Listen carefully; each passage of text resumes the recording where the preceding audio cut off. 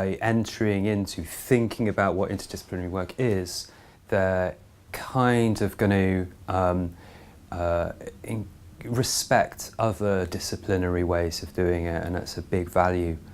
And you can start to change those approaches. And by doing so, you can step outside of the discipline, because obviously the world isn't organised into disciplines. A successful project probably has two things. So if you get these right, you've got it nailed. The first one would be time. So you have to commit yourself to a particular project. And the second one would be communication.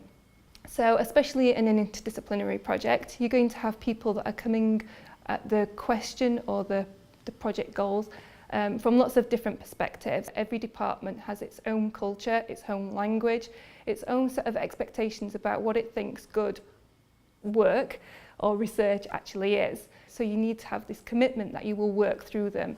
Stop and value all of the people's contributions. It's very, very easy to think, well, I'm doing the most important piece because I'm working in my field and I know it, and to be dismissive of the other team members, but really everyone is contributing something. The way you start the process is to really define the problem you are trying to work on. I think once you do that, then you can start to unpack the different ways that people come at it. I think if you start with your own viewpoint, you won't actually get to a solution. And so you have to start with a problem rather than your own particular viewpoint. If we want interdisciplinary collaboration to really work, time is really important. Giving time for people to talk to each other in order to understand each other, and also to understand how you might be able to approach different questions.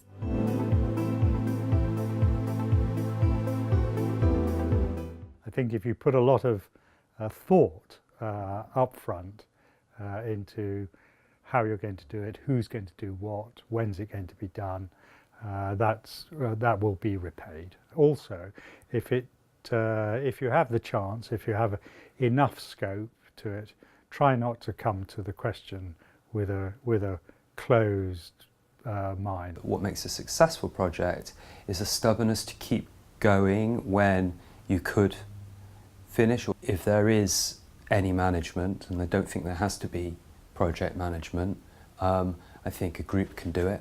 So not to be frightened of organisation, as in hierarchy, not to be frightened of hierarchy, but to allow some elasticity in that hierarchy as well. It's really important to enter these collaborations with a real open mind, to be flexible in your thinking, to acknowledge that within the process there will be some challenging questions from people outside your discipline. There might be conventions by which you're working that they really don't understand or maybe don't even agree with. So it's really important to embark on these projects with readiness to be questioned.